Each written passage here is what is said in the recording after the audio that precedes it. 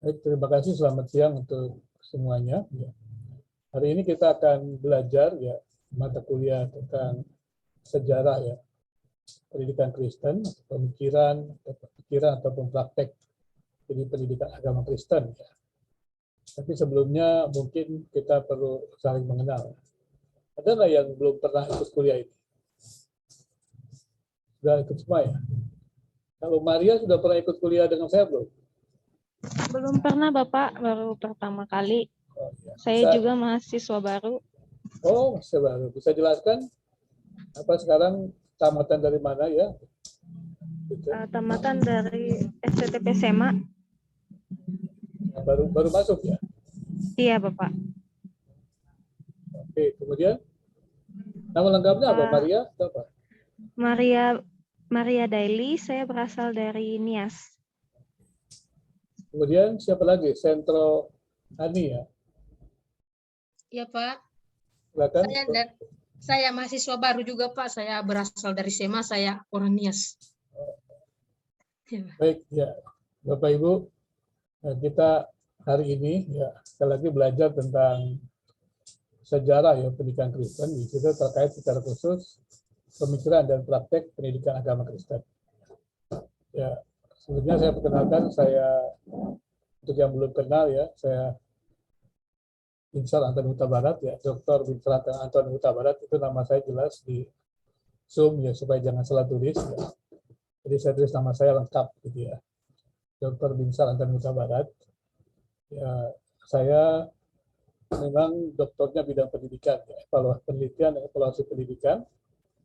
Juga pernah di magisternya pernah mengambil beberapa program studi ya, baik itu teologi ya, mengenai teologi maupun juga bidang-bidang lain ya di magister ada beberapa, tapi yang selesai yaitu tadi namanya integrasi teologi bersama dan budaya ya, dan juga mengambil terkait dengan apa namanya pendidikan ataupun konseling ya, konseling, dan kemudian doktornya di bidang pendidikan ya, evaluasi dan penelitian dan evaluasi pendidikan. Jadi ini saya bersyukur karena bisa teologi dan juga belajar pendidikan. Jadi menarik sebenarnya ya. Biasanya kalau orang teologi itu ataupun gereja-gereja di Indonesia itu hanya ribut debat-debat teologi. Tapi jarang sekali mereka memperkenalkan tokoh-tokoh pendidik agama Kristen. Jadi ada ketimpangan ya. Jadi hari ini kita akan belajar supaya kita tidak terjebak kepada ketimpangan. Kalau kita bicara tentang gereja, tentang Kristen, yang diributkan hanya itu debat-debat teologis. Ya. Tapi tidak pernah menampilkan tokoh-tokoh pendidikan Kristen, sehingga akhirnya tentunya ini akan merugikan gereja, ya, demikian juga institusi-institusi Kristen. Jadi diharapkan perkuliahan ini dapat membawa kita kepada sebuah wawasan baru, bagaimana kita menjadi seorang pendidik Kristen yang tetap memiliki pemahaman teologi yang baik. Dan demikian juga ketika kita bekerja sama dengan para teolog, kita juga bisa memberikan kontribusi bagaimana para teolog tersebut itu merumuskan kurikulum pendidikan, kurikulum gereja mereka dengan baik, sehingga tidak hanya orang dewasa yang mendapatkan pelatihan ataupun pendidikan tentang teologi, tetapi dalam segala usia mereka mendapatkan pendidikan teologi pada usia mereka masing-masing. Dan itulah sebenarnya peran penting atau peran strategis dari pendidikan agama Kristen yang diabaikan oleh banyak gereja gitu. Dan juga pendidikan agama Kristen juga tidak boleh abai untuk belajar teologi. Karena banyak pendidikan agama Kristen tidak memiliki kemampuan teologi yang baik. Dan akhirnya ini menjadi persoalan juga ketika mereka melayani di gereja. Nah, dengan belajar ini saya harapkan kita bisa memahami dengan baik. Dan saya bersyukur juga ketika diminta mengajar ini kebetulan ya, dan kebetulan kali apa namanya, saya pikir cocok ya dengan pengalaman saya sendiri ya sebagai seorang pendeta, teolog, dan kemudian jadi pendidik ya dari dosen prodi pasca sarjana teologi, kemudian menjadi dosen pasca sarjana PAK gitu ya. Jadi kedua-duanya saya integrasikan dan saya berharap juga teman-teman, Bapak Ibu bisa memanfaatkan ini, ruang ini untuk bagaimana kita bisa menjadi seorang pendidik yang memiliki dasar teologi yang baik. Dan kemudian memberikan kontribusi kepada para teolog itu bagaimana mendidik seluruh jemaatnya pada usianya dengan baik. Nah, seperti itu ya. Baik, saya langsung saja, atau mungkin ada pertanyaan sebelum saya masuk kepada share screen atau RPS? Tidak ada? Kalau tidak ada, saya masuk ya kepada apa? Kepada share screen saya ya. RPS ya.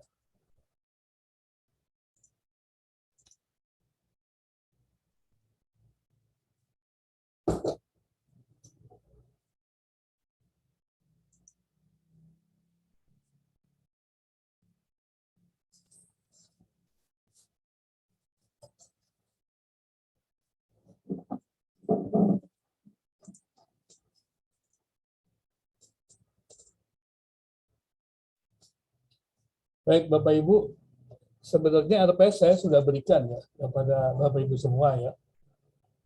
Ya, teman-teman semuanya. Tapi saya membuat juga dalam bentuk PowerPoint ya. Jadi saya harap Bapak Ibu semuanya membaca RPS yang saya sudah berikan. Dan saya juga di sini akan membahas RPS tersebut, tetapi dalam bentuk PowerPoint juga ya.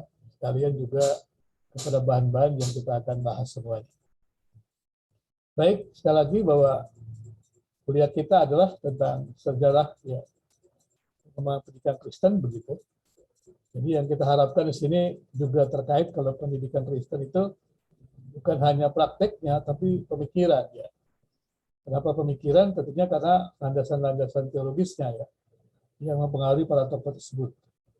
Jadi tidak bisa kita memisahkan antara latar belakang, pengaruh pemikiran, pengaruh teologi terhadap bagaimana sepak terjang ataupun pengaruh daripada para pendidik Kristen tersebut. Ya. Kalau kita memisahkan hal tersebut itu sangat tidak tepat dan kita akan mengalami kehilangan ya pemahaman yang utuh tentang hal tersebut. Jadi kemudian sekarang adalah apa sih yang menjadi deskripsi mata kuliah kita?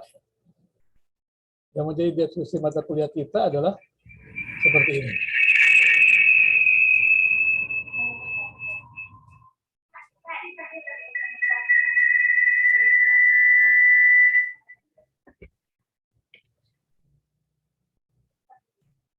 Apa ya?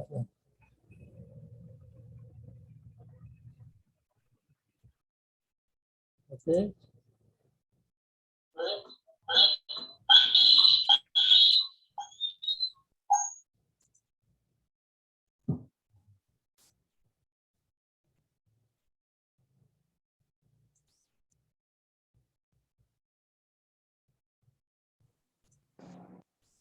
Baik ya.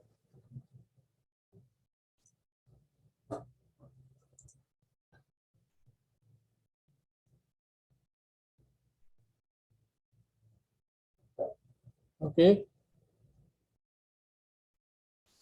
Jadi menjadi deskripsi mata kuliah kita adalah ya ini dari sejarah perkembangan Kristen ini, mahasiswa memiliki penguasaan materi, sejarah pemikiran dan praktek pendidikan agama Kristen, serta pengaruh berbagai ideologi dan teori pendidikan. Dan tentunya akan mempengaruhi perkembangan pemikiran dan praktek agama Kristen, serta perkembangan pendidikan agama Kristen di Indonesia. Ketika ya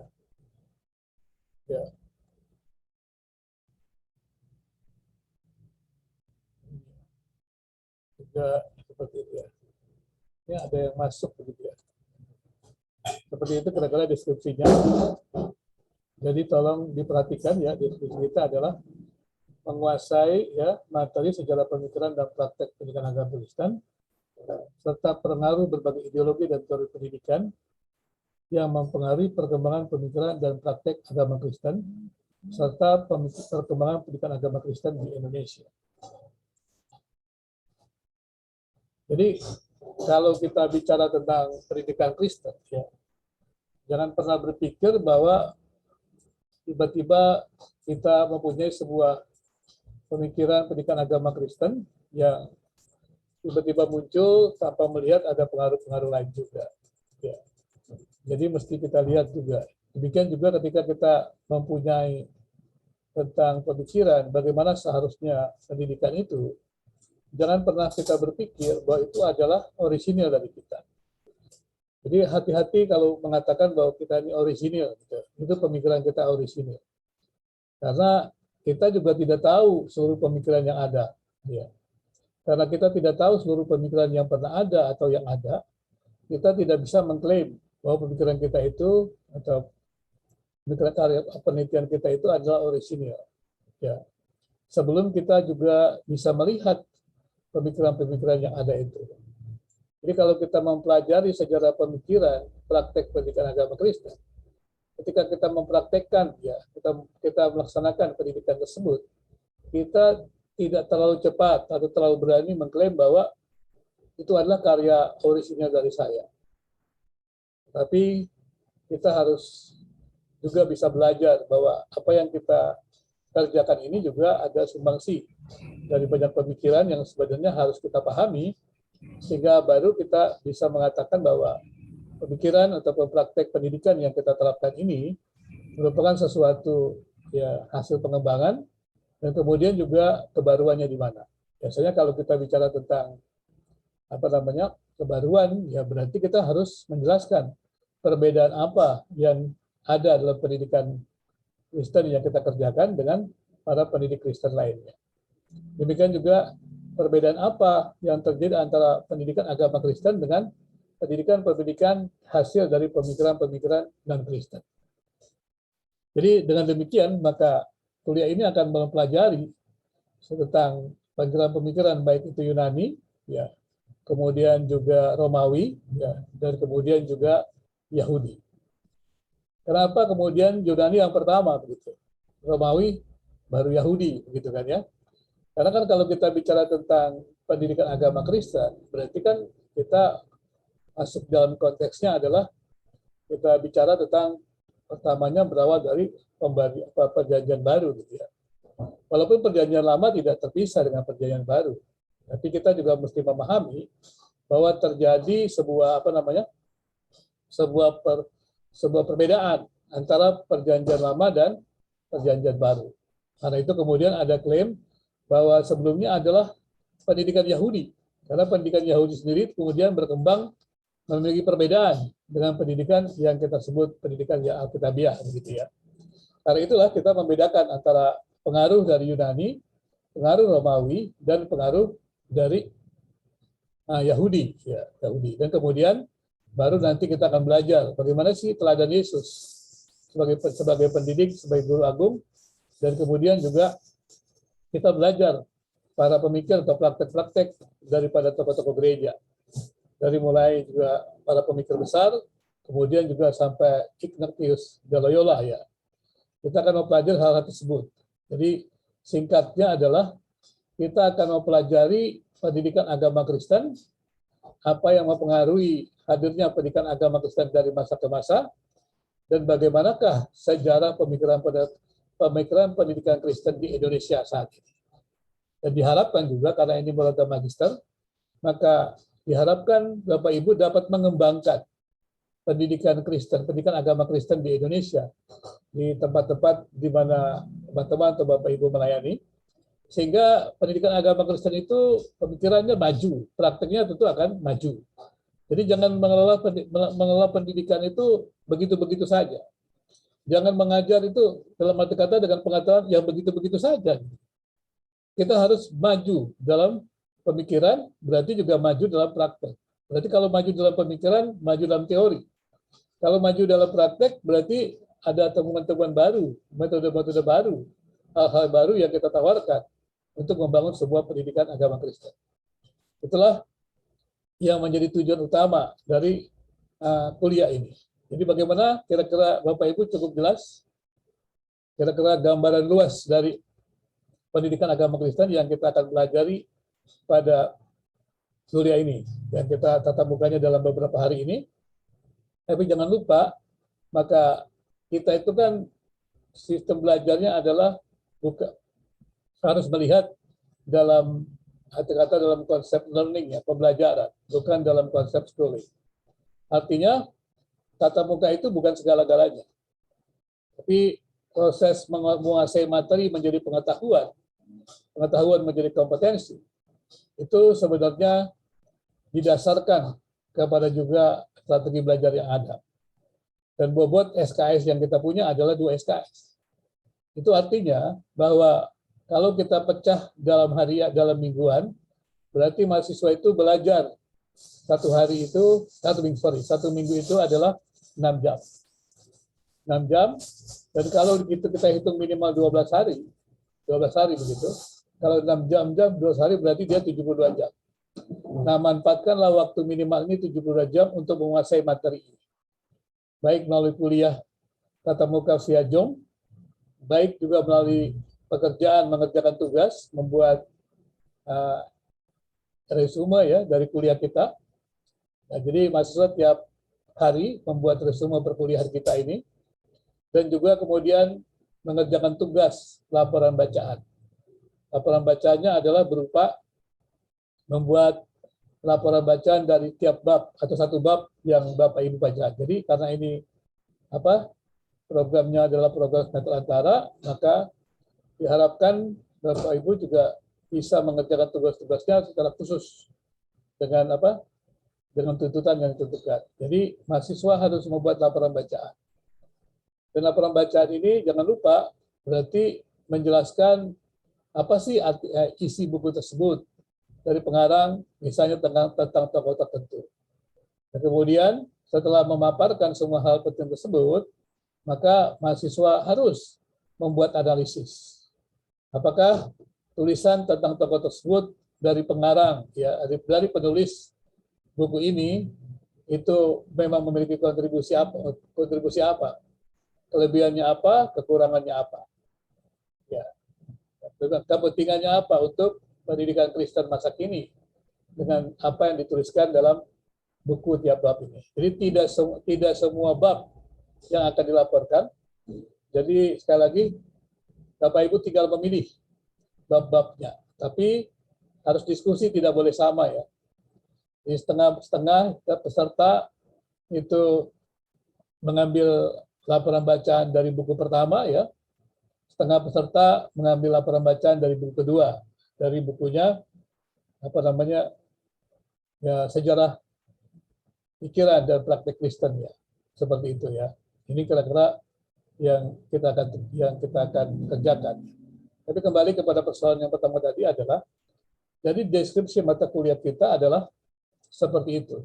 Itu diharapkan mahasiswa ataupun Bapak Ibu yang mengikuti kuliah ini dapat menguasai ya, materi sejarah pemikiran dan praktek pendidikan agama Kristen ya, serta berbagai ideologi dan teori pendidikan yang mempengaruhi perkembangan pemikiran dan praktek agama Kristen serta perkembangan pendidikan agama Kristen di Indonesia.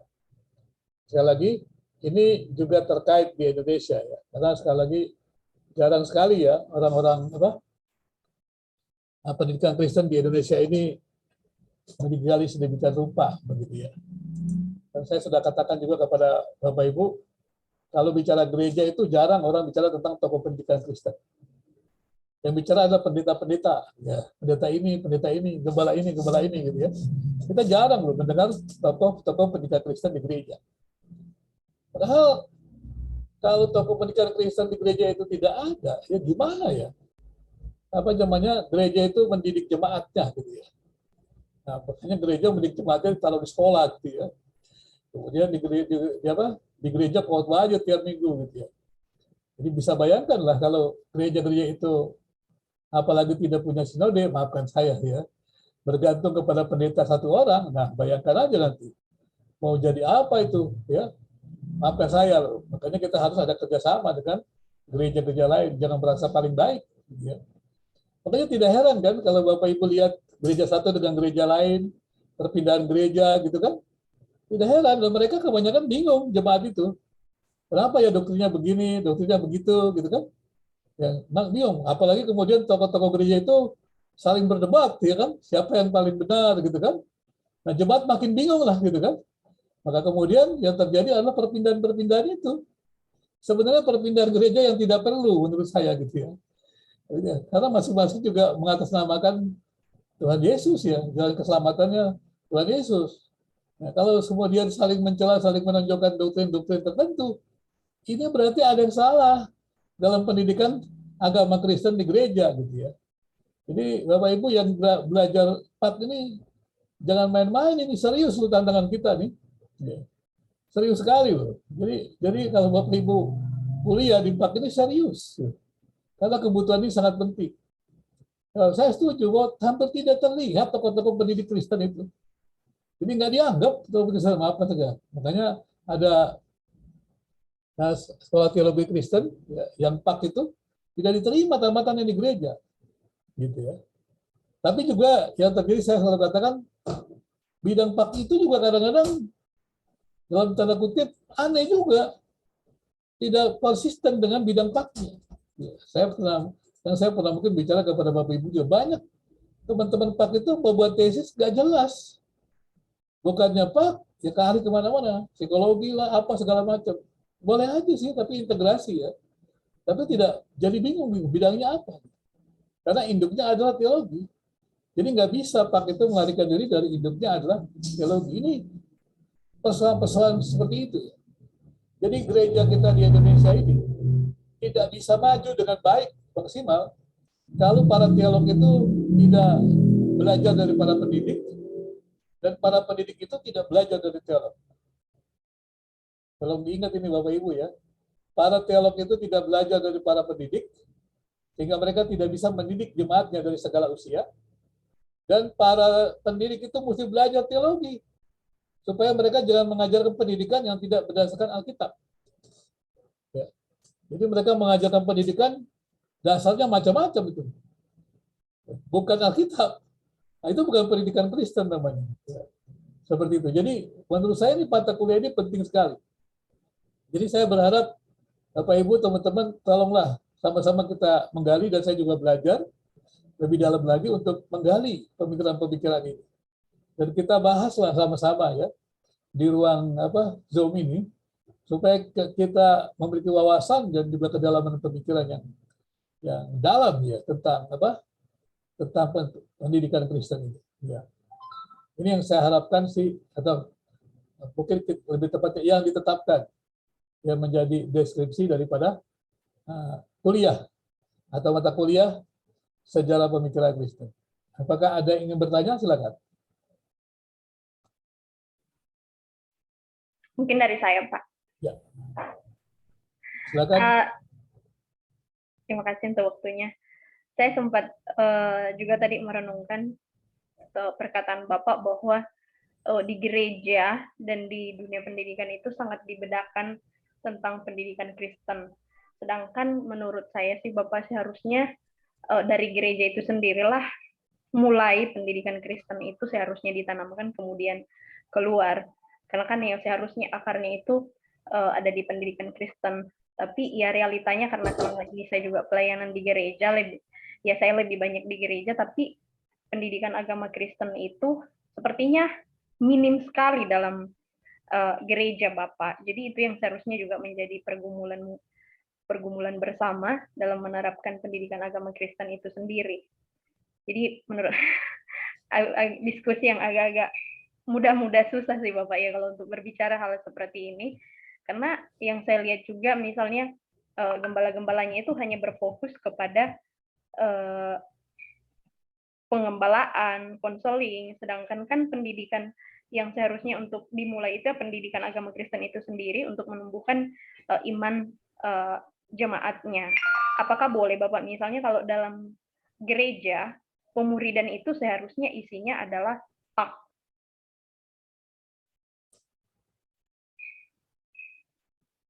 Ya, itu pertanyaan udah?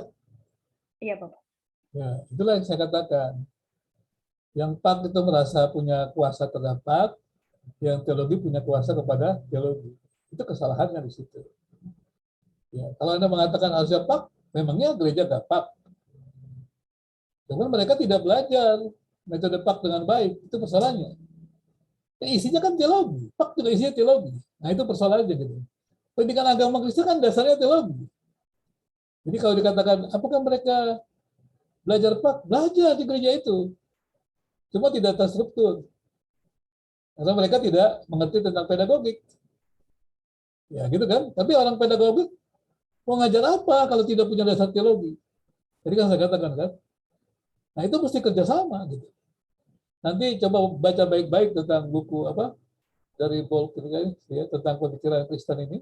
Baca baik-baik. Saya tahu nanti bagaimana yang terjadi di Indonesia. Dan kemudian bagaimana kita memberikan pemikiran, solusi untuk lebih maju. Ya. Jadi persoalannya di situ. Jadi tadi Anda juga memisahkan lagi. Jadi kalau gitu bagaimana pendidikan pemuritan jadi PAK? Memangnya PAK itu bukannya dasar teologi gitu. Itu pertanyaannya. Nah kalau dikatakan kalau namanya pedagogi kan berarti kan akan membuat kurikulum pendidikan berdasarkan ya apa berdasarkan usia, kemudian juga tingkatan-tingkatan tertentu. Nah itu orang pedagogik yang bisa mengaturnya, orang pendidikan. Tapi kalau bicara tentang teologi, ya pada pedagogik mesti belajar. Jangan masukkan pikiran-pikiran yang lain, budaya lain, bukan teologi. Masukkan psikologi di situ, gitu ya. Semata-mata, susah. Jadi orang pak lihat, oh ini psikologi perkembangan. Psikologi perkembangan kan salah satu ilmu yang bisa diintegrasikan dengan teologi. Tapi jangan pakai psikologi perkembangan itu, kemudian isinya semuanya psikologi perkembangan, teologinya di mana gitu. Nah itu persoalannya tadi. Jadi semuanya isinya psikologi jadinya. Tidak ada landasan teologinya. Itu juga salah. Jadi Pak masuk gereja itu salah karena asing gitu ya. Mau bawa cirinya sendiri, ya itu yang saya katakan. Di Indonesia ini lucu, banyak sekali masih ada orang-orang yang berpikir Pak itu tidak linear dengan teologi. Saya selalu teriakkan, bagaimana caranya Pak tidak linear dengan teologi? Teologi adalah induknya, ya kan? Kemudian semuanya ada turunannya. Jadi kalau bicara sebenarnya kalau saya mengatakan misalnya STT, bagi saya sih ini cuma satu fakultas teologi. Gitu.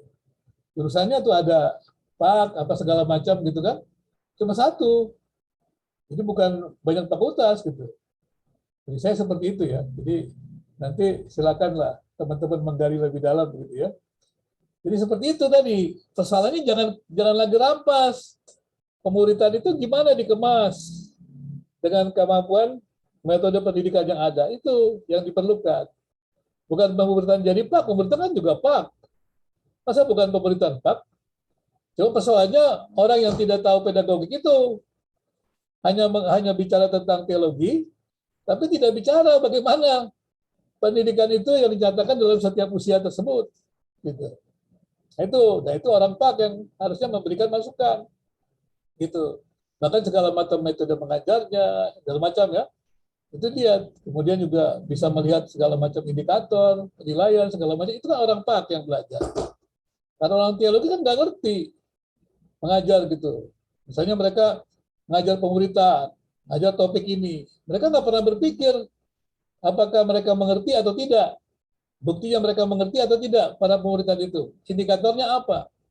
Pada waktu mereka membuat ujian, tes, apa? Membuat apa penilaian mengenai keterampilan, mengenai ataupun pengetahuan, ataupun sikap.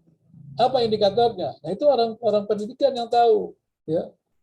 Orang teologi biasanya sih kurang paham tentang itu. Juga mengenai bagaimana tingkatan ataupun level kualifikasinya. Itu biasanya orang PAK yang tahu. Ya.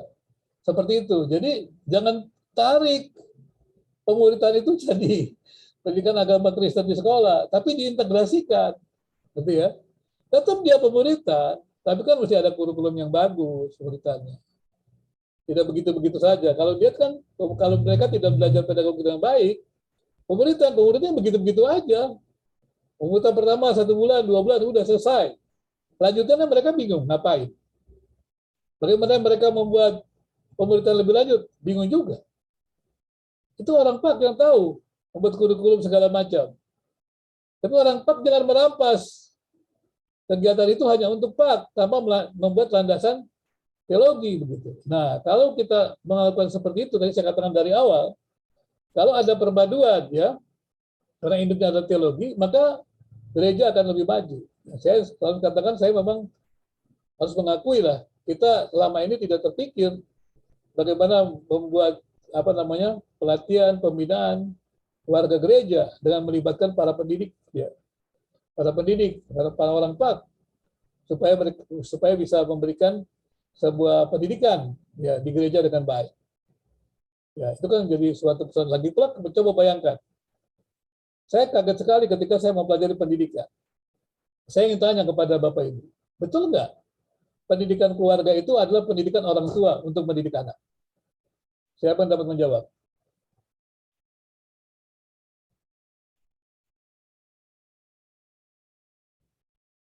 Halo, kok nggak ada yang berani jawab?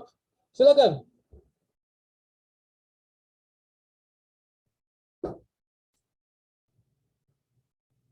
Halo, siapa yang berani jawab? Silakan.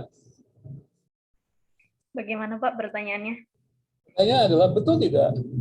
Pendidikan keluarga itulah pendidikan bagaimana orang tua mengajar anak atau mendidik anak.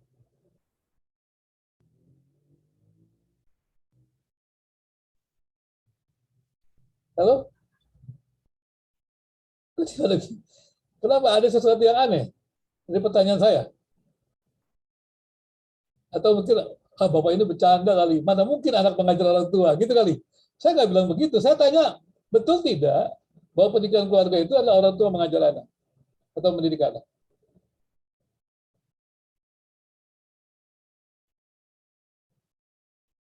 Betul, Pak. Betul ya? Kalau gitu orang tuanya siapa yang mendidik?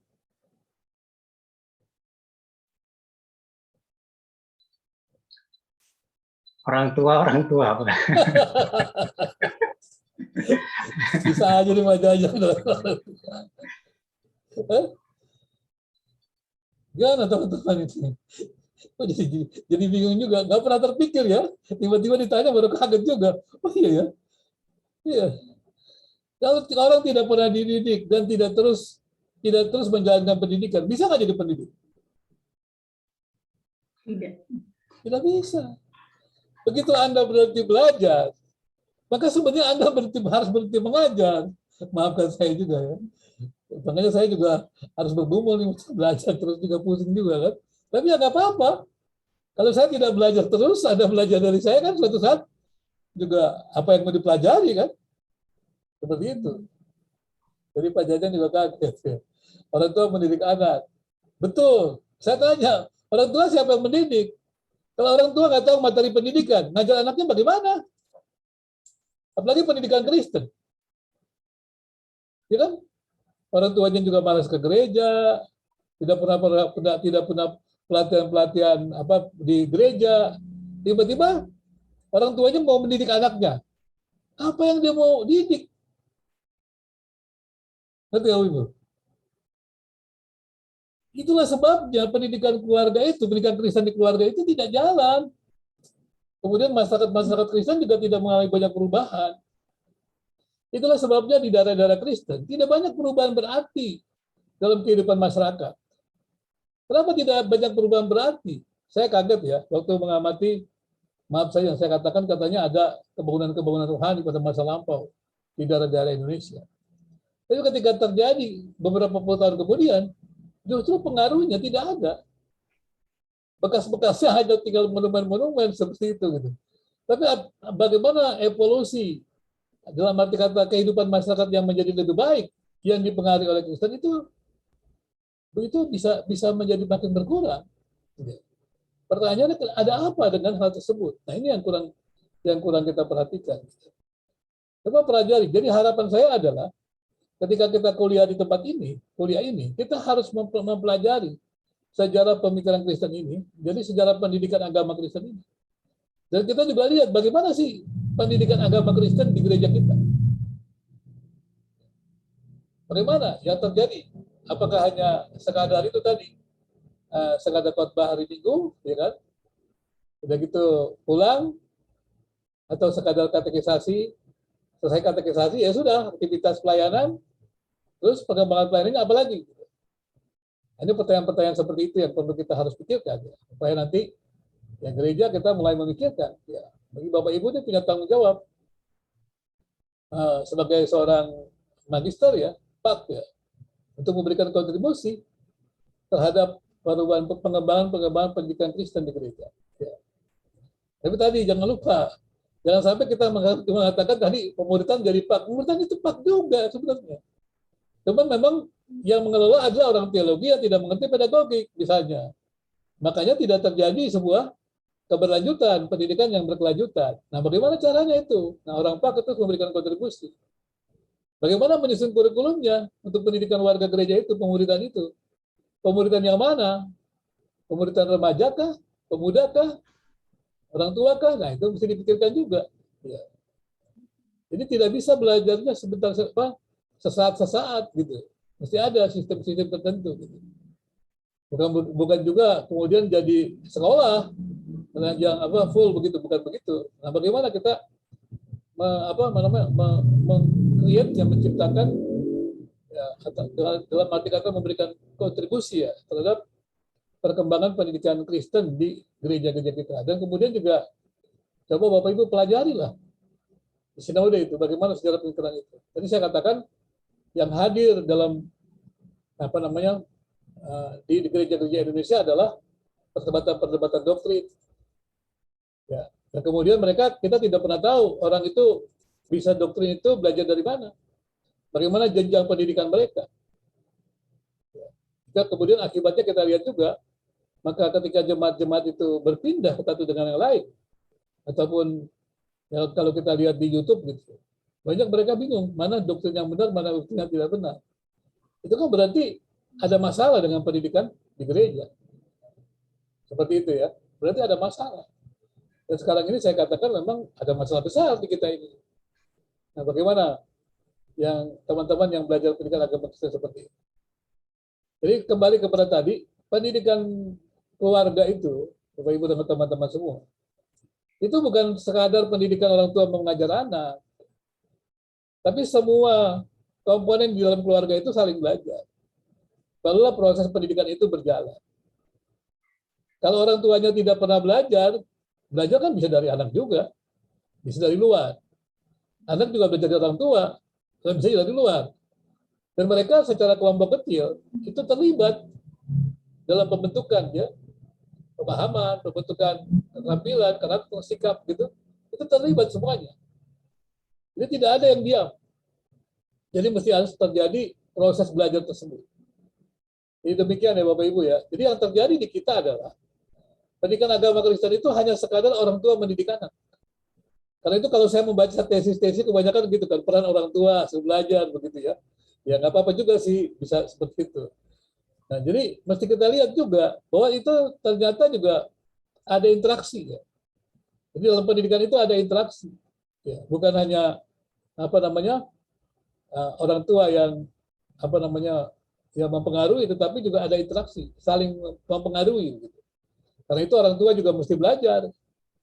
Ya, kalau orang tua tidak belajar, dia tidak bisa berinteraksi dengan pengetahuan anaknya, dengan perkembangan pendidikan anak. Tapi kedua-duanya mesti belajar, sehingga interaksi. Nah, kalau terjadi interaksi itu, maka proses belajar yang baik itu terjadi, dan kualitas pendidikan keluarga itu menjadi tinggi. Tapi kita kan selalu menyerahkan pendidikan anak kita tuh atau pendidikan agama Kristen itu kan kepada gereja atau kepada sekolah. Tapi kita lupa yang pertama itu adalah di keluarga. Di negeri ini lupa. Padahal pendidikan agama itu sebenarnya keluarga. Dan kemudian gereja menolong orang-orang tua yang tidak mampu ya mendidik anak keluarganya. Mereka juga mendapatkan pendidikan untuk bisa berinteraksi dengan anaknya untuk menjalankan proses pendidikan itu di keluarga. Kemudian kalau pendidikan keluarga itu baik, juga gereja baik, harusnya masyarakat berubah. Masyarakat itu menghargai moralitas. Masyarakat itu menghargai nilai-nilai yang baik. Dan kemudian juga mempengaruhi negara. Maka kekristenan ataupun agama itu harusnya bisa bersuara ketika melihat para politisi busuk misalnya. Hal yang tidak benar itu. Ya. diskriminasi, segala macam itu. Harusnya bisa bersuara. Karena moralitas dalam keluarga itu akan menjadi benteng yang kuat ya untuk menjaga moralitas masyarakat sebenarnya. Bahkan kemudian membawa perubahan yang lebih baik lagi di tengah masyarakat dan bangsa dan negara. Tapi kalau kita tidak bisa menjaga, membangun moralitas yang baik itu, nilai-nilai Kristen dalam keluarga, bagaimana kita membangunnya pada skop yang lebih luas? Nah, kira-kira seperti itu. Saya ingin memberi wawasan dulu aja. Gimana teman-teman? Setuju atau tidak? Ada yang tidak setuju, silakan.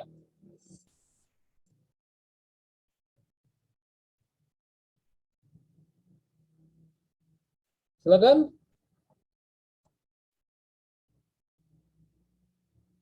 Kalau sudah tidak ada pertanyaan atau setuju, saya lanjutkan lagi.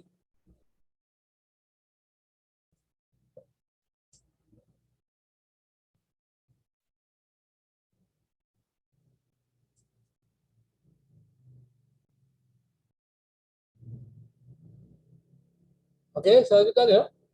Tidak ada pertanyaan ya. Lanjut, Pak. Lanjut, baik.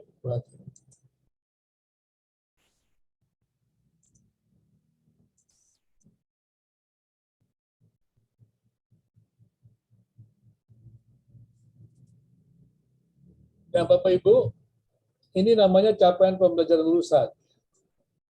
Jadi kalau Bapak Ibu mempelajari tentang juknis gitu ya, juknis dari Departemen Dirjen Humas Kristen, juknis tahun 2021 tentang kurikulum ya. Di sana juga ada yang namanya kita sebut juga capaian pembelajaran lulusan. Jadi apa sih yang menjadi capaian pembelajaran lulusan dari kuliah ini?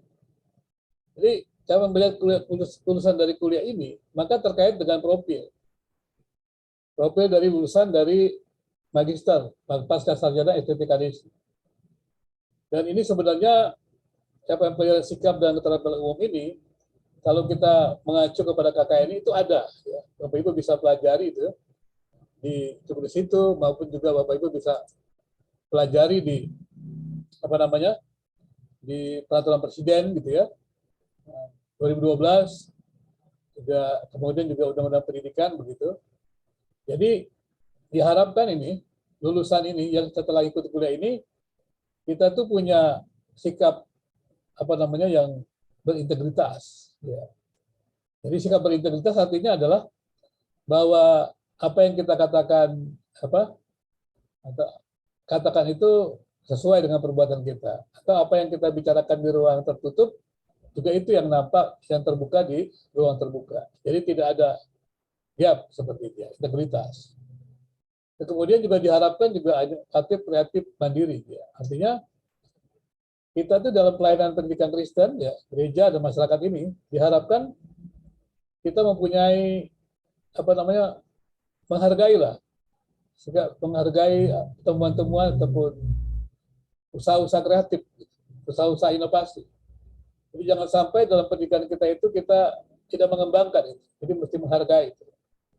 Kemudian sini keduanya adalah keterampilan umumnya melakukan pelajaran teologi dengan pikiran logis, kritis, sistematis, kreatif dalam konteks implementasi teologi besar Alkitab.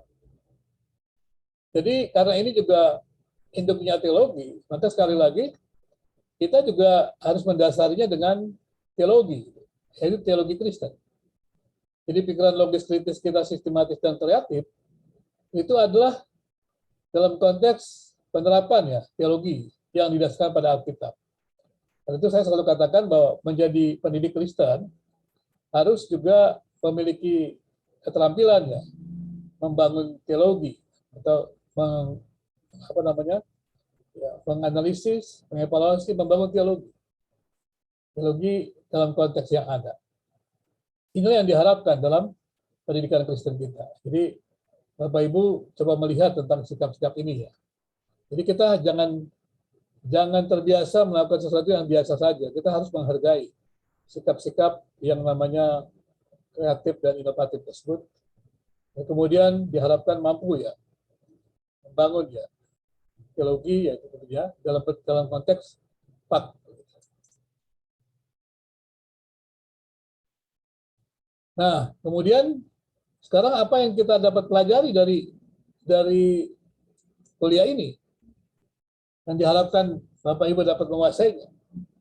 Jadi yang diharapkan adalah dari peserta kuliah ini menguasai teori-teori pendidikan agama Kristen, sejarah perkembangannya, praktek-praktek pak, serta membuat sintesa untuk mengembangkan. Jadi jangan lupa kita itu harus mengembangkan, ya, mengembangkan pak itu.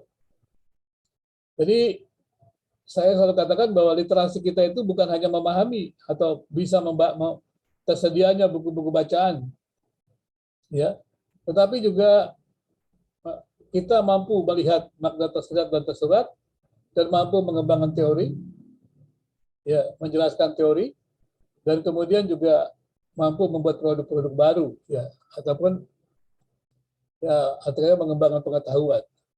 Nah, produk baru itu kemudian ditampilkan di keterampilan khusus. Jadi mampu melakukan evaluasi, melakukan kritik dalam teori pendidikan agama Kristen, dan juga membangun teori, ya, teori baru, ya, untuk pengembangan tentang pendidikan agama Kristen. Nah, kira-kira seperti itu yang kita diharapkan capaian pelajaran lulusan seperti ini. Jadi Bapak Ibu, pada waktu belajar ini, pikiran kita harus terbuka ke sana. Jadi kita harus menghargai bahwa dalam belajar pemikiran pendidikan Kristen itu, kita mesti menghargai bahwa kita perlu pengembangan ya, sikap yang menghargai adanya temuan-temuan baru, ya, kreatif, inovatif begitu. Dan kemudian juga ya tentunya secara umum ya kita bisa mampu mengerjakan membangun teologi, ya, dan kemudian juga memiliki pengetahuan, ya, konsep-konsep itu. Jadi pada waktu Bapak Ibu membaca sejarah pemikiran pendidikan Kristen, itu pelajarilah konsep-konsep tersebut. Terus konsep-konsep tersebut juga dilihat dipengaruhi oleh apa saja dan bagaimana perkembangannya, dan juga bagaimana perkembangan pemikiran Kristen di Indonesia saat ini. Nah, setelah itu, Bapak Ibu diharapkan juga mempunyai terobosan-terobosan baru. Bagaimana seharusnya kita menerapkan pendidikan agama Kristen dalam konteks kita masa kini, ya, di gereja maupun juga ya tentunya di keluarga atau di masyarakat, ya, tentunya juga di pendidikan, di sekolah kita juga. Karena kalau saya waktu itu membuat buku tentang buku pendidikan agama Kristen, baik buku teks maupun buku guru, di situ juga berputar kepada yang namanya capaian pembelajaran. Seperti itu. Jadi Bapak Ibu mesti memahami itu. Jadi capaian pembelajaran ini mesti kita pahami. Jadi sekarang ini dalam kurikulum yang baru ini, kita menekankan kepada capaian pembelajaran lulusan yang kemudian sebenarnya terkait dengan kompetensi. Ya, kompetensi daripada lulusan tersebut. Gitu, seperti itu. Jadi Bapak Ibu sekali lagi diharapkan ya dalam kuliah ini kita semuanya bisa mencapai tadi. Itu ada pengetahuan, konsep-konsep teori pendidikan agama Kristen, ada sikap yang menghargai ya terhadap pemikiran pendidikan Kristen, dan juga usaha-usaha kreatif, usaha-usaha inovatif dalam pengembangan pendidikan Kristen, dan kemudian juga kita terampil ya, berarti kata mampu menerapkan, mengembangkan ya pendidikan agama Kristen ya, model-model yang baru pendidikan agama Kristen pada konteks kita. Inilah capaian pembelajaran lulusan kita, dan ini adalah capaian pembelajaran yang diterapkan untuk tingkat magister. Ya, jadi diharapkan kalau magister itu punya kemampuan seperti itu. Oke, saya lanjutkan lagi.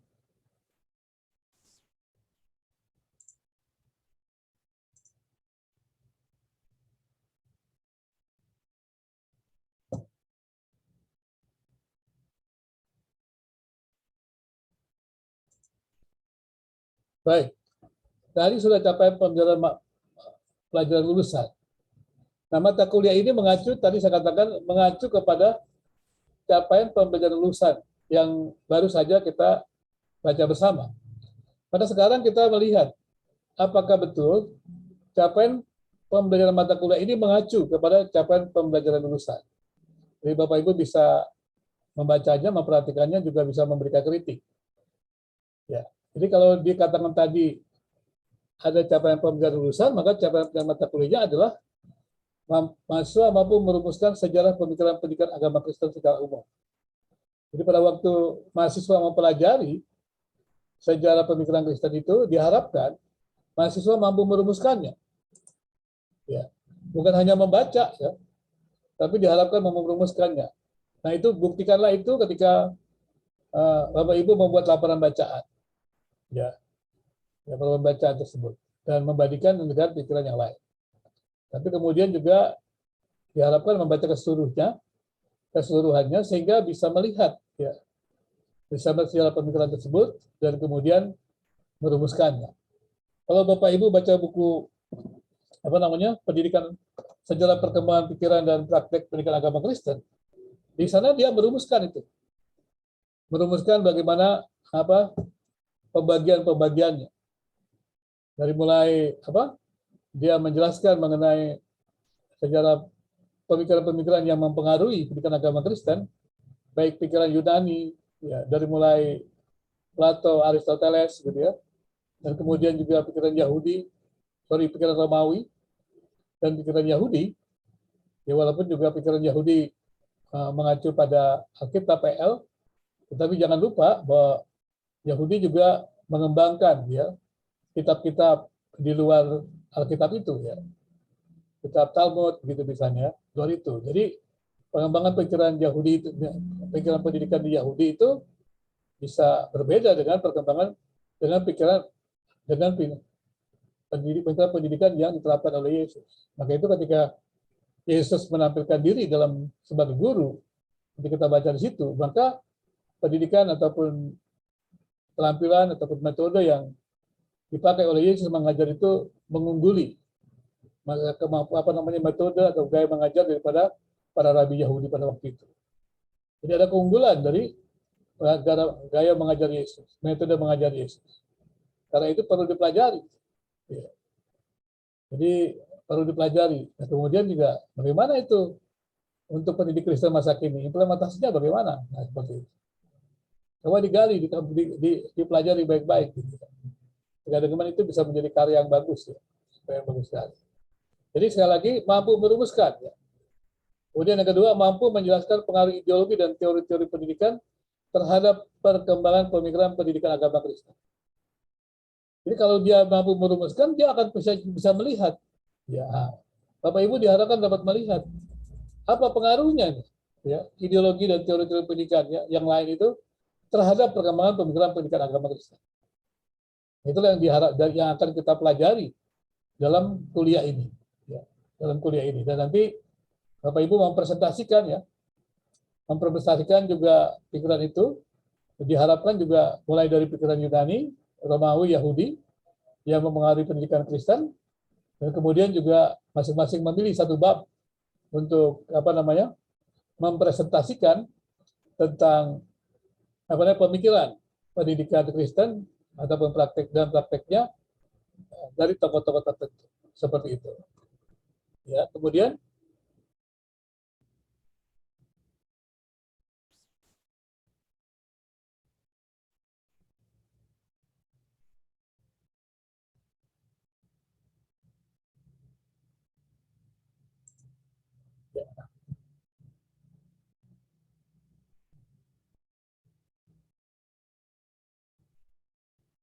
yang pertama tadi saya katakan mampu merumuskan sejarah pemikiran pendidikan agama Kristen secara umum, ya.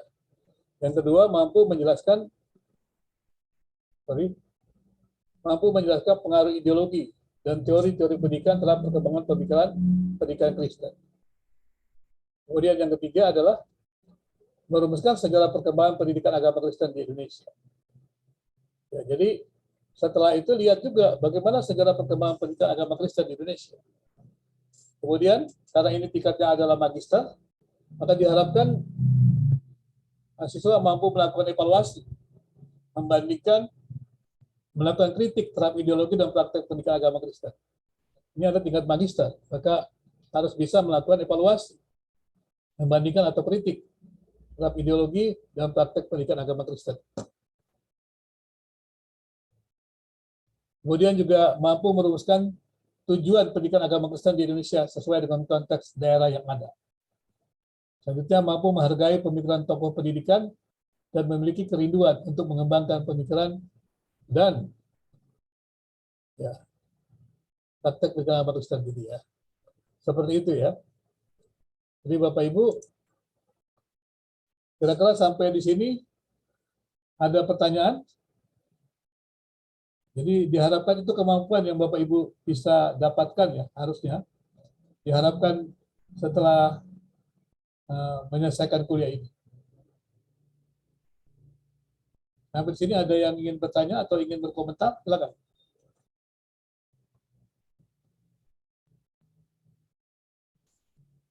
Ya, silakan.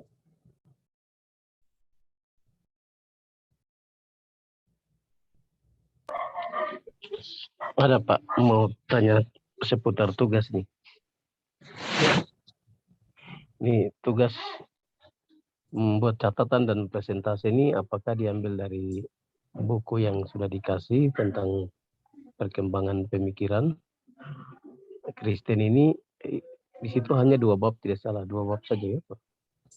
2 buku. Bukan 2 bab, Pak. 2 buku. Babnya banyak, Pak. Oh iya, baik. Berarti Babnya ada 2 banyak sekali. buku. Ya, 2 buku. Oh, berarti salah satunya saja nanti kita pilih Ya. salah satu babnya. Salah satu bab, salah satu toko. Salah satu tokoh, oh iya. Ya, buku pertama kan dari Plato sampai Ignatius de Loyola. Ya kan? Buku kedua itu bicara dari siapa? Yohanes Amos Comenius ya. Oh sampai iya. perkembangan agama Kristen. Jadi banyak sekali tokohnya. Baik Pak. Ya. Jadi pilih aja. Kalau Pak Alper sebaiknya pilih tentang Yesus Guru Agung ya. Oh iya, baik Pak. Nanti saya Yesus ambil. Guru Agung. Ada di Ya. situ. Ya. Baik, siap Pak. Ya. Siap ya. Ya, Yesus Guru Agung ya, Pak. Nah, Ya. itu penting sekali itu. Ya. Ya. Baik Pak. Ada lagi yang lain? Jadi- Ya.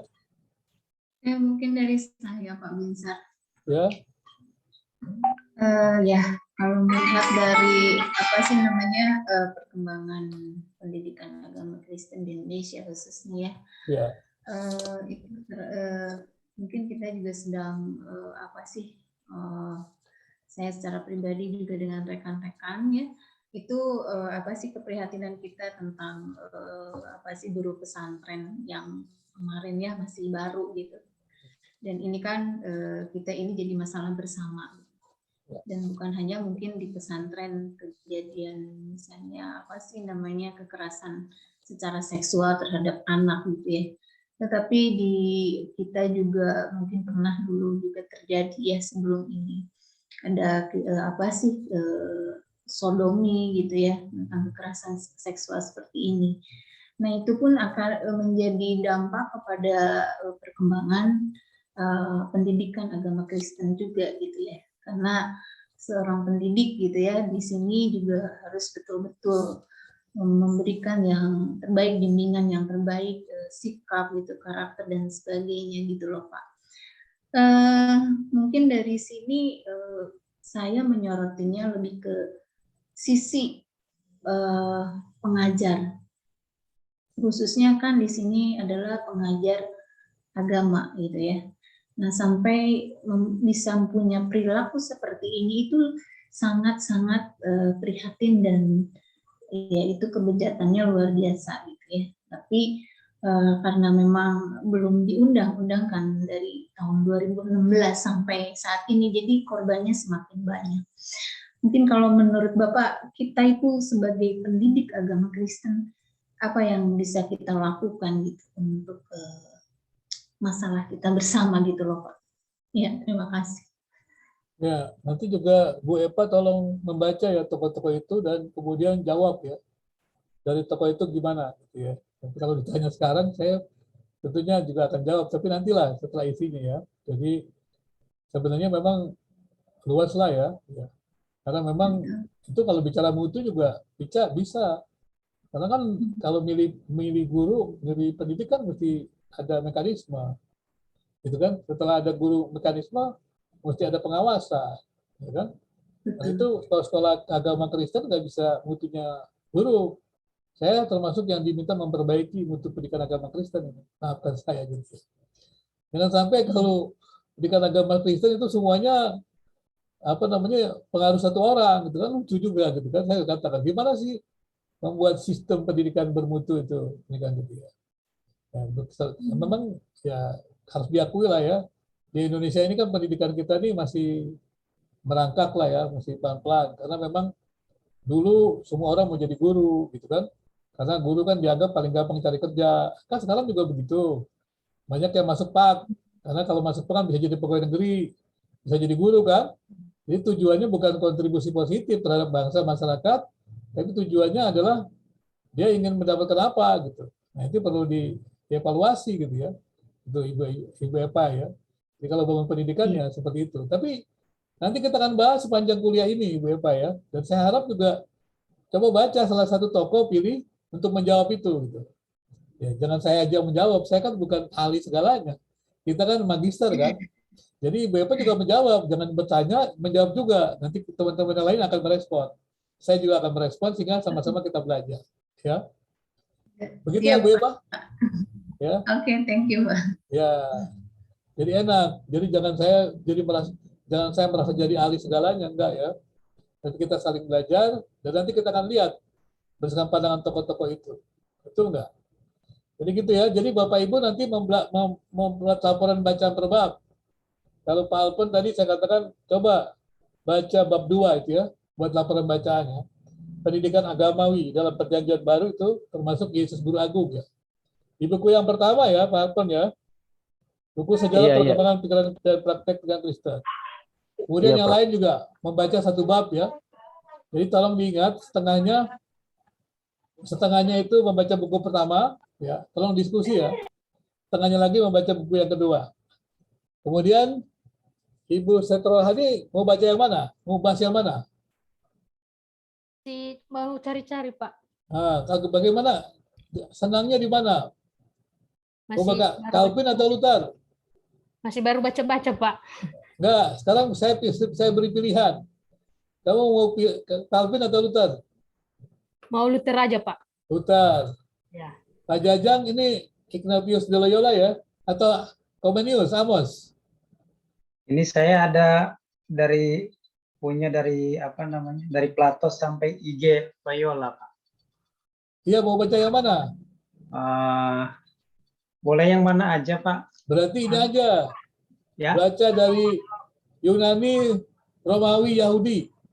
Oh iya, siap. Bab 1 berarti itu, Pak ya? Iya, bab 1 ya. Oh iya. Kalau yang Setrohani, Luther ya. Kalau Bu Epa mau apa, Bu Epa? Saya bab satunya ya Pak, yang di ini, yang dari Tom ini ya, Yohanes Amos Comenius sampai perkembangan PAK di Indonesia Pak, bab 1. Jangan semuanya, satu aja Pak. Dan Bu Epa nggak sempat nanti bacanya. Iya, bab satunya Pak. Bab satunya, maksudnya ya hanya yang Amos ya. Yohanes Amos Comenius, berarti halaman 1 sampai 92 aja ya. Oke. Iya betul. Bu Delpi apa? Delpi Nopianti. Bab 4 Bapak. Bab 4 Saya ya. lagi bukunya baru dalam perjalanan. Oke, bab 4 ya. Yep. Kalau Bu Orpa, bab berapa Bu Orpa? Ini bab 1 Pak Jajang, bab 2 Pak Alphonse ya, Luther Ibu Setrohani, bab 4 Delpi Nopianti. Ibu Orpa apa? Bu Epa tadi bab itu ya. Comenius ya. Oke. Bu Orpa? Iya, bab 1. Bab 1 yang buku kedua ya, Bu Epa ya. Oke. Iya, betul. Ibu Orpa, mana nih? Ada nggak orang Ibu Orpa? Halo? Jangan-jangan nggak ada. Sinyal kayaknya. Hah? Sinyal kayaknya. Ditinggal ya? Waduh. Iya. Mungkin direkam kali. Ya. Nanti harus buka semua nih. Kalau tidak begini ntar nggak tahu nih kemana. Ini kan ada perhitungannya ya. Kalau memang ada apa?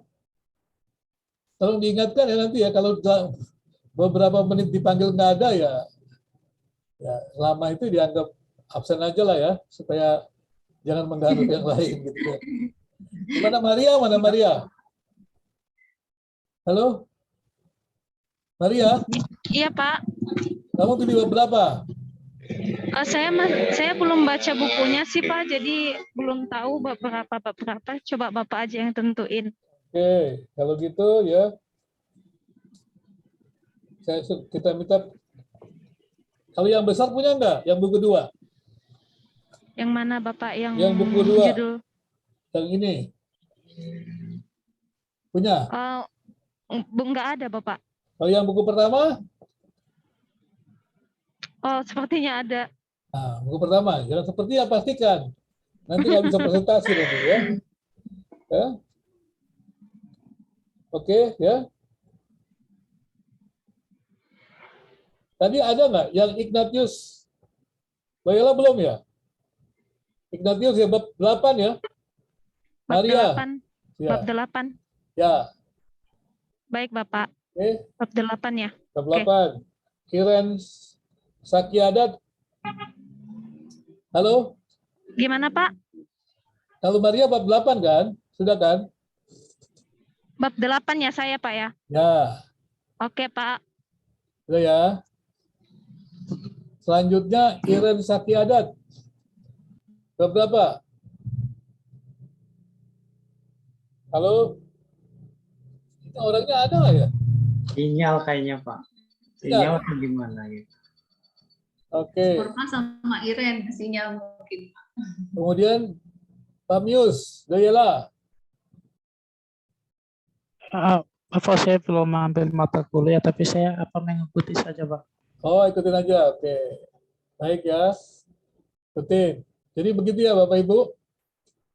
Jadi tolong dilihat nanti ada rambu-rambunya untuk membuat laporan bacaan dan presentasi ya. Hal tersebut supaya nanti kita betul-betul memahaminya ya.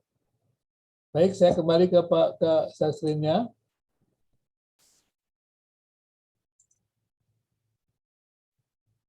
Sekarang yang kita akan pelajari di sini adalah tujuan dan pentingnya mempelajari sejarah perkembangan pemikiran pendidikan agama Kristen.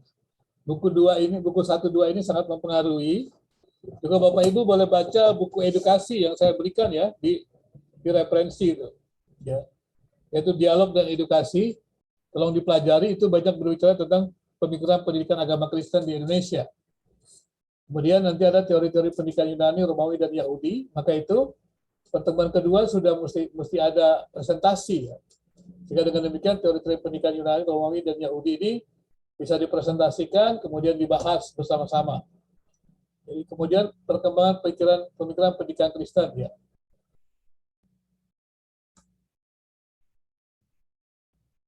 Di Indonesia ya, kemudian evaluasi terhadap pikiran dan praktek pendidikan agama Kristen, kemudian bagaimana mengembangkan pendidikan agama Kristen yang kontekstual, ini kontekstual ya di Indonesia, saya tulis.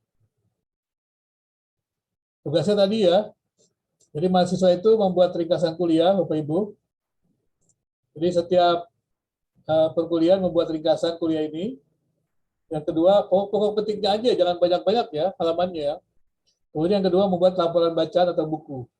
Di laporan bacaan atau buku ini terbab saja, kemudian langsung dipresentasikan. Ya. Jadi kalau Bapak Ibu mau baik, bisa direvisi setelah presentasi dan kemudian dikumpulkan segera. Ya. Jadi revisinya itu hanya bisa diberikan hanya dalam waktu 1-2 hari ya, setelah perkuliahan maksudnya. Karena akan dilihat hasilnya. Karena sudah dipresentasikan. Jadi tidak boleh terlalu lama. Kalau biarkan terlalu lama nanti lupa memberikannya.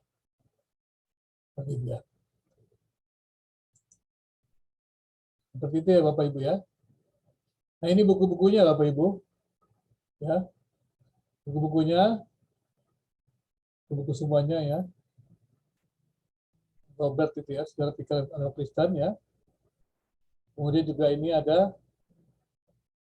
Kemudian beberapa tulisan saya Bapak Ibu ya. Analisis evaluasi yang mungkin Bapak Ibu bisa baca gitu ya. Supaya bisa menjadi menolong bagaimana mengevaluasi gitu ya mengenai buku-buku tersebut. Baik, sampai di sini. Kira-kira ada pertanyaan? Ada keluhan? Ada tugas-tugasnya?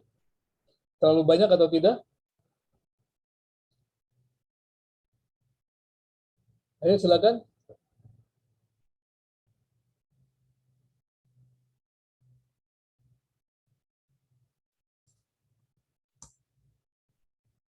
Silakan yang ingin berkomentar.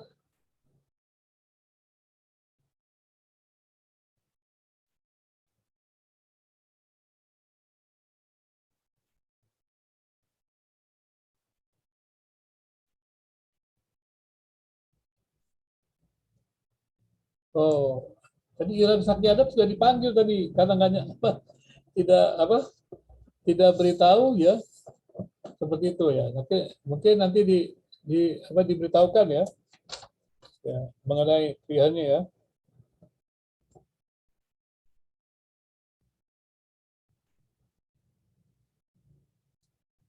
Ya.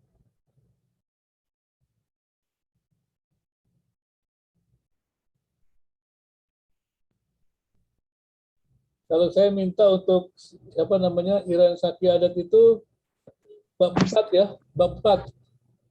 Bab 4 buku 2 ya. Oh ya Pak ya. Bab 4 buku 2 yang merah ya. Yang ini ya, yang bab 4 ya. Ya Pak ya. Ya. Terima kasih Pak. Ya, baik ya. Jadi seperti itu Bapak Ibu. Jadi disiapkan baik-baik presentasinya dan nanti teman-teman silakan bertanya, dimatangkan, dan harapan setelah dipresentasikan, diperbaiki, diberikan masukan, kemudian diperbaiki, dan kemudian diserahkan ya sebagai untuk mendapatkan penilaian ya. Usahakan baik-baik ya supaya hasilnya bagus. Kalau bisa bagus ya kita bisa buatlah kumpulan makalah juga bagus kali ya kalau bisa gitu ya. Kalau memang tertarik begitu silakan ya kita membuatnya. Kalau Bapak Ibu mau buat seperti itu juga boleh loh. Pikiran sebuah buku yang berisi tentang analisis ya, komentar atau bacaan menjadi sebuah buku juga boleh ya, kumpulan ya, laporan bacaan juga menarik, itu berguna sekali menurut saya sih, cukup bagus ya untuk kita memberikan kontribusi ya, laporan-laporan bacaan dari teman-teman ini dikumpulkan jadi e-book, sangat berguna. Saya pikir akan sangat berguna, apalagi dengan buku besar ini kan nggak gampang juga membacanya, cukup berapa lama ini membaca seperti ini. Tapi kalau Bapak Ibu sudah membuat bab-babnya itu, apalagi nggak gampang juga nih mempelajari buku ini. Ya. Dulu waktu saya masih sarjana gitu, membaca buku ini susah gitu. Tapi sekarang ya memang jauh lebih mudah begitu. Ya, jauh lebih mudah karena memang sudah belajar tentang pendidikan. Ya, jadi lebih mudah membacanya. Kan? Tapi kalau orang teologi membaca ini agak susah nih, orang teologi. Tapi kalau orang pendidikan ya bisa gitu ya. Dengan lebih mudah gitu. Pak Jajang kalau orang teologi mesti bacanya pelan-pelan itu ya. Karena nanti orang teologi dipikir doktrinnya aja. Kalau sejarah gereja itu kan doktrinnya aja kan. Hanya doktrin, jarang dikupas mengenai pendidikan agama Kristen ya. Kalau bicara tentang tujuan pendidikan, mata kuliah yang diambil, kurikulum, nah itu di teologi masih kurang. Nah, orang pendidikan mestinya tahu gitu ya. Mestinya lebih mudah. Dan setelah belajar pendidikan agama Kristen, mestinya juga waktu kita belajar tentang kurikulum itu menolong kita ya, menolong kurikulum menolong kita mengerti buku ini. Saya harap sih teman-teman yang belajar tentang kurikulum gitu ya sudah akan lebih mudah lah untuk membaca buku ini. Oke, silakan kalau ada yang ingin bertanya sebelum dialihkan ke bagian yang lain. Ya, ada Bapak. Ya. Ini membuat laporan bacaan buku ini ada sistematikanya atau bebas saja? Mungkin ada pendahuluan, ada penjelasan, kesimpulan. Oh ya. Ya nanti mungkin saya kasih itu kali ya, saya contohnya juga laporan bacaan gitu ya. Tapi saya berikan tahu tetap saja harus ada pendahuluannya, karena ini kan pendidikan kan. Berarti mesti setelah ada pendahuluan ada isi berarti kan jelaskanlah tokoh-tokohnya, tokoh ini siapa, latar belakangnya, gitu kan? Setelah itu jelaskan sih apa sih arti pendidikan oleh dia, gitu kan? Atau mana pendidikan untuk dia. Kemudian tujuannya atau kuliahnya, ya, gitu. Atau apa metode-metode yang dia tawarkan, apa yang menarik situ ya. Nanti dibahas gitu. Tapi nanti saya akan berikan panduannya ya, bagaimana membuat laporan bacaan ya dan menganalisisnya. Gitu ya. Baik, terima kasih Pak Alphonse ya. Ada yang lain?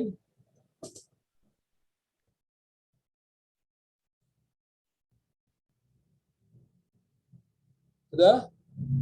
Kalau sudah kita bergerak ya ke tempat yang lain lagi, maju. Ini lumayan loh, 4 jam ya.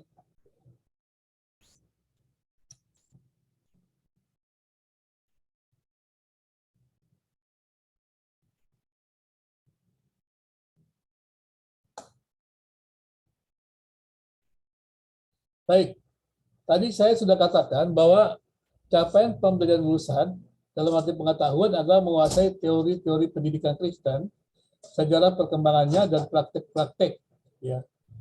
Kemudian membuat sintesa untuk bermanfaat. Kemudian capaian perjalanan mata kuliahnya adalah mampu merumuskan sejarah pikiran pendidikan Kristen secara umum. Nah, dengan demikian sekarang kita masuk kepada persoalan pertama, yaitu isinya mengenai tujuan pentingnya mempelajari segala pendidikan agama Kristen. Tapi sebelumnya, sebelum saya lupa, apakah Bapak Ibu setuju dengan RPS yang saya sudah jelaskan tadi? Saya sudah kirimkan ya RPS-nya di grup ya Bapak Ibu ya. Nah ini tadi gambaran saya menjelaskan secara umum. Jadi kira-kira gambaran besar ya, global mengenai perguruan kita seperti ini. Tugas-tugasnya juga saya sudah jelaskan ya. Sistem penilaiannya juga sudah saya jelaskan gitu. Maka ataupun metode belajarnya juga saya sudah jelaskan gitu. Apakah ada pertanyaan? Kalau tidak ada pertanyaan, apakah Bapak Ibu teman-teman setuju dengan rencana pembelajaran yang saya sudah jelaskan? Karena ini berupa kontrak kuliah ya. Jadi setelah ini disetujui tidak ada lagi komplain. Oh, saya tidak setuju waktu itu gitu. Harus sudah hari ini setuju. Oh Pak, saya tidak setuju. Dulu tugasnya harus ada resume gitu tiap kuliah, harus ada presentasi gitu. Tidak ada alasan lagi, ya. Kalau hari ini setuju, maka tidak boleh protes lagi untuk waktu yang mendatang. Tinggal mengerjakan saja. Makanya sekarang pertanyaan saya adalah, apakah Bapak Ibu setuju dengan pemaparan rencana pembelajaran yang saya jelaskan tadi? Silakan. Kalau ada yang tidak setuju, boleh angkat tangan, boleh komentar. Mungkin sebelum ke sana saya tanya dulu Bapak sedikit. Silakan, silakan. Apakah untuk presentasi itu waktunya kapan kira-kira? Waktu presentasi dari tugas 2 itu. Ya. Kalau ringkasan kan setiap pertemuan. Ya, pertemuan kita kan 5 kali kan. Jadi setiap hari setelah ini ada 2 orang lah. Dua orang atau tiga orang. 3 orang aja lah. 3 orang yang presentasi. Kemudian saling berkomentar, ya, menjawab. Ya. Setelah itu diperbaiki ya. Diperbaiki presentasinya dan dikumpulkan. Tapi kalau nanti ya bagian terakhirnya kita evaluasi menyeluruh pada presentasinya, hari terakhirnya. Setelah itu silakan dikumpulkan. Seperti itu Pak Alphonse. Baik, terima kasih Bapak. Ya. Siapa yang mau duluan? Siapa yang besok? Halo? Saya Pak. Siapa? Saya Pak. Bu Epa ya? Bu Epa besok. Iya. Pak Jajang besok bisa? Diusahakan Pak. Oke, siapa lagi besok? Satu lagi. Saya boleh lah Pak besok. Besok ya? Oke. Ya. Jadi Pak Jajang pas kan yang pertama itu kan ya? Pikiran Yunani itu kan ya? Yunani, Romawi, dan Yahudi kan? Ya, betul Pak. Nah, bagus yang pertama itu ya. Kemudian Ibu Epa kan di buku kedua, oke. Kemudian satu lagi siapa? Yang siap? Bu Dilpi siap? Bapak. Ya? Kenapa? Oh, belum siap. Ibu Sentro Hani? Belum siap juga? Siapa lagi? Belum, Pak. Pak Alphonse siap besok? Bapak besok saya ada sore jam 6 ada pimpin ibadah duka Oh iya. Baik, yang lain aja. Ibu Hari Iren, Rabu. ya baik, baik. Bisa. Ibu Iren? Ibu, Maaf pakainya nggak terkejar kalau untuk besok. oke. Kalau tidak terkejar, besok 2 aja dulu ya. Nanti hari ketiganya 2 lagi, mungkin 2-2 dulu lah ya, supaya jangan terlalu berat kali ya. Atau mungkin hari keduanya 3 lah nanti ya, setelah besok 3 orang gitu, seperti itu. Baik, Bapak Ibu, berarti kita sudah memutuskan semuanya setuju dengan tugas-tugasnya, dan hari ini kontrak kuliahnya ditetapkan ya. Dan tidak ada lagi yang tidak setuju kalau membuat, ada pertanyaan Pak Alfon? Setuju Pak, setuju. Oh, setuju ya. Berarti ya, jangan lupa tugas-tugasnya membuat resume perkuliahan tiap hari, kemudian membuat laporan bacaan dan mempresentasikannya. Pada hari kedua itu ada Pak Jajang dan Ibu Eva, dan selanjutnya hari ketiga ada 3 orang, sisanya hari keempat ya. Pada hari terakhir kita evaluasi seluruh presentasi yang ada. Jadi dengan demikian kontrak kuliah pada hari ini ditetapkan dan semua mahasiswa setuju. Kita ketok palu ya, kalau rapat. Nah, gitu. Oke, terima kasih ya. Berarti kita semua setuju. Baik, kita lanjutkan ya, Bapak Ibu.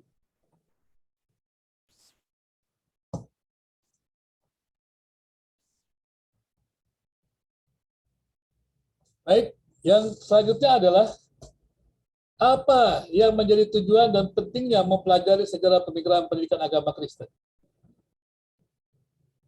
Ya.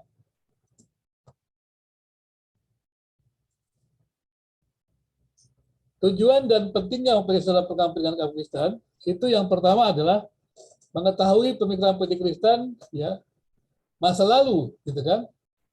Masa lalu dan atau masa lampau dan relevansinya pada masa kini. Jadi saya selalu setuju ya bahwa kalau kita tahu masa lalu, maka kita tahu mengapa kita berada pada masa kini.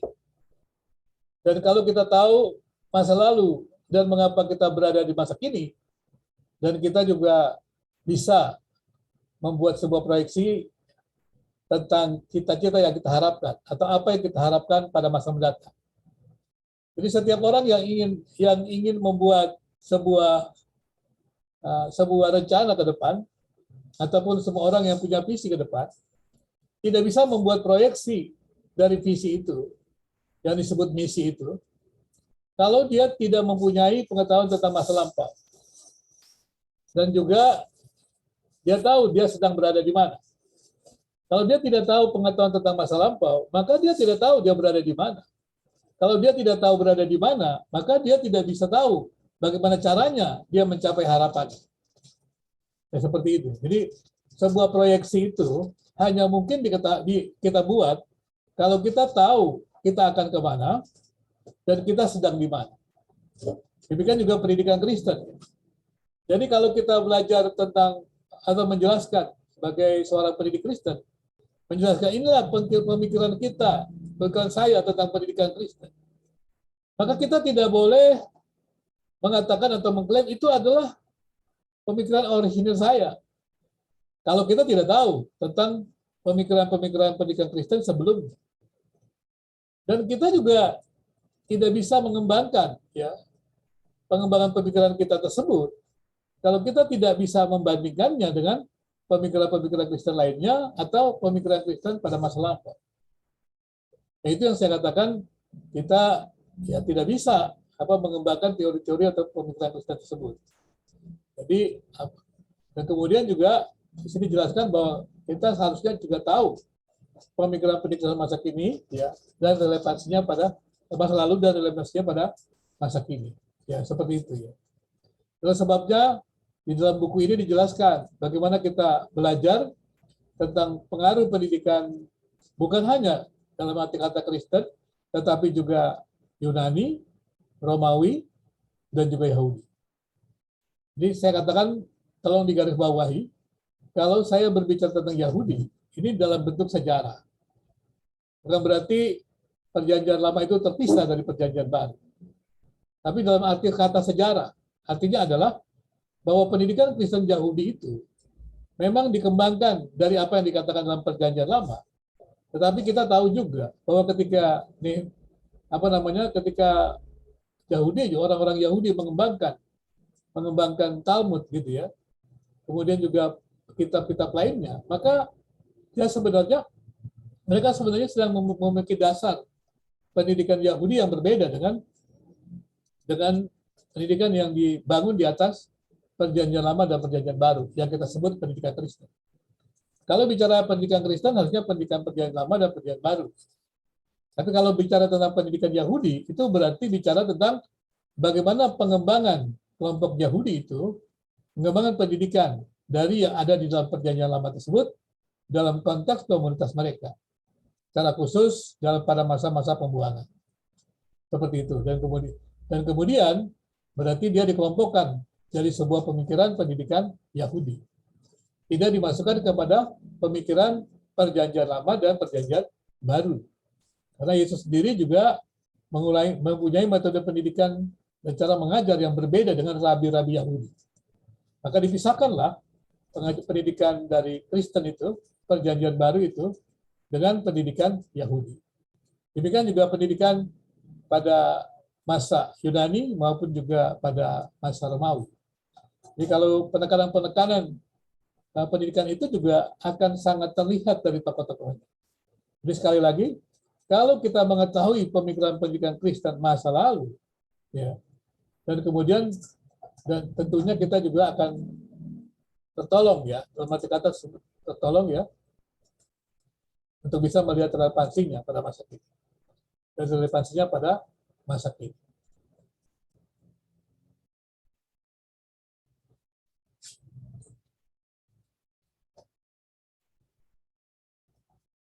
Baik, kemudian yang kedua, tujuan kita sebenarnya mengetahui jejak-jejak pemikiran masa lampau terhadap pemikiran pendidikan Kristen masa kini.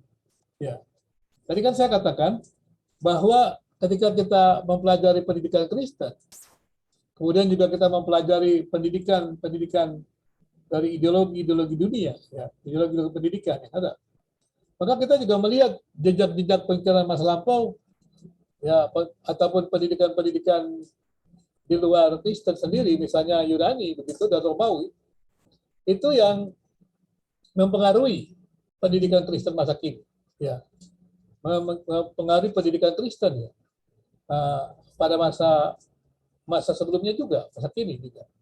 Jadi inilah perlunya kita melihat tersebut supaya kita bisa memahami bagaimana ketika kita membuat sebuah kurikulum juga kita akan lihat bahwa ada pengaruh dari tokoh-tokoh tersebut terhadap pemikiran-pemikiran yang lain. Nanti ketika Bapak Ibu membuat laporan bacaan, sorotan terhadap tokoh tertentu, tokoh pendidik, nanti akan dilihat bagaimana latar belakang tokoh tersebut itu sangat mempengaruhi tokoh tersebut dalam memberikan makna kepada arti pendidikan. Juga dalam memberikan makna kepada apa yang disebut kira-kira kemampuan-kemampuan yang harus dimiliki atau pelajaran-pelajaran atau mata kuliah dimiliki. Itu juga terkait kurikulumnya. Nah, seperti itu. Itu dipengaruhi hal tersebut. Itulah pentingnya kita mempelajari sejarah perkembangan pendidikan Kristen.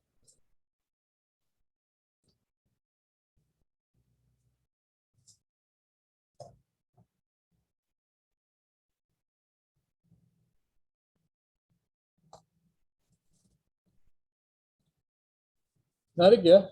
Kita coba lihat lagi. Apa yang kita pelajari dari pendidik besar itu bukanlah keping-keping pengetahuan. Sorry ya, agak sorry.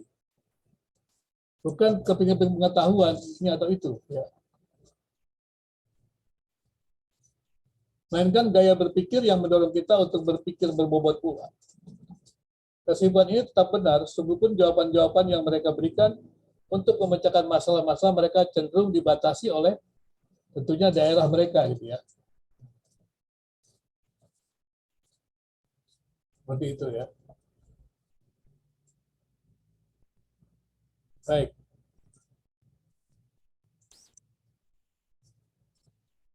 Jadi pertanyaan kemudian begini. Kenapa kita mempelajari pemikiran pendidikan Kristen, tokoh-tokoh pendidikan Kristen pada masa lampau? Pertanyaannya adalah, apakah kita akan mempelajari kepingan-kepingan kalau kemudian kita mempelajari pendidikan Kristen tersebut lama-lama makin menjadi lebih jelas. Ternyata Bapak Ibu tidak bisa dikatakan kita mempelajari kepingan-kepingan. Kalau kata buku itu mempelajari gaya berpikir, gaya berpikirnya. Artinya adalah pemikiran itu bukan keping-keping, tetapi memang secara utuh. Jadi nanti Bapak Ibu coba lihat setiap tokoh itu. Jadi mereka punya keutuhan. Nanti lihatlah masing-masing juga mengartikan apa sih pendidikan bagi mereka, gitu kan? Apa sih hal-hal yang harus diajarkan dalam pendidikan, gitu kan? Nah, itu akan dilihat bagaimana metodenya, gitu.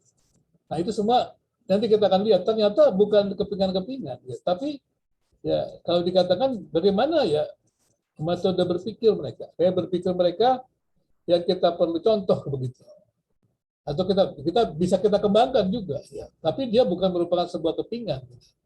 Kalau kepingan kan sepertinya kita menyusun puzzle-puzzle gitu ya. Jadi itu kan belum tentu mereka sudah ada kaitan, ya.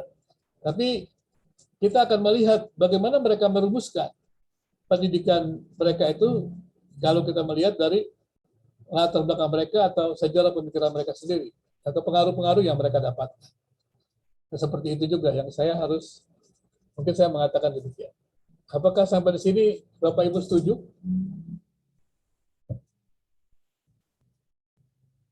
Setuju tidak? Kita tidak mempelajari kepingan-kepingan. Kemudian kita menyusun seperti menyusun puzzle. Gimana pemikiran pendidikan Kristen menjadi sempurna dengan mengumpulkan itu. Karena kalau begitu nanti ya banyak menjadi persoalannya. Bisa menjadi apa bisa begitu. Tapi saya pikir saya setuju. Kita bukan mempelajari kepingan-kepingan. Tapi bagaimana metode berpikir mereka itu menolong kita untuk berpikir mengembangkan sebuah pendidikan Kristen. Gimana teman-teman? Bisa setuju, Pak. Ya. Setuju ya? Silakan yang lain.